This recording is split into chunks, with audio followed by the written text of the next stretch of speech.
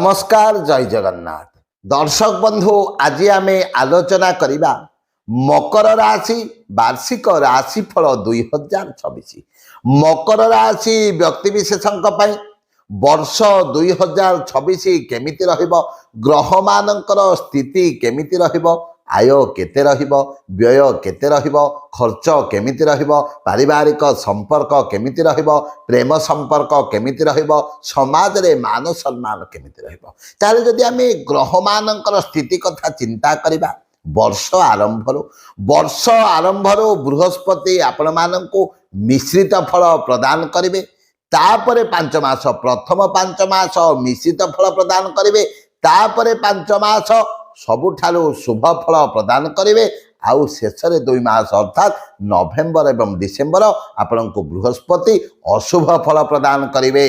दर्शक बंधु शनि आपणक पई मकर राशि व्यक्तिविशेषक पई वर्ष सारा शुभ फल प्रदान करिवे किंतु मने रखंतु राहु एवं केतु आपणको वर्ष सारा अशुभ फल प्रदान करिवे। आपणक पई शुभवार हेउची शुक्रवार एवं शनिवार शुभ रंग हेउची कला रंग एवं नील रंग।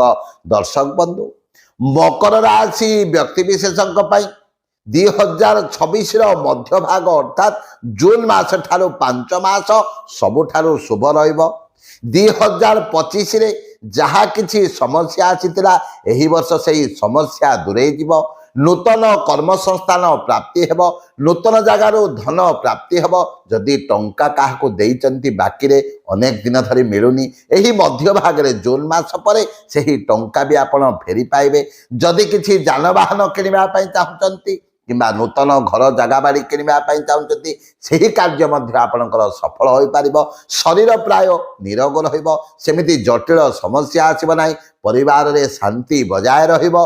आपणक पई वर्ष 2026 निश्चित भाव रे भल प्रदान देबो। प्रतिकार स्वरूप प्रत्येक दिन सकाळे सूर्योदय समय रे सूर्य नारायण को निहाती भाव रे जल अर्पण करंतु राम रक्षा स्तोत्र प्रत्येक दिन पाठ करंतु एवं पूजा करने समय निहाती भाव में 21 थर प्रत्येक दिन गायत्री मंत्र जप करंतु। देखिए मकर राशि व्यक्तिविशेषक वर्ष 2026 सबुठारु शुभ एवं मंगलकर हेब।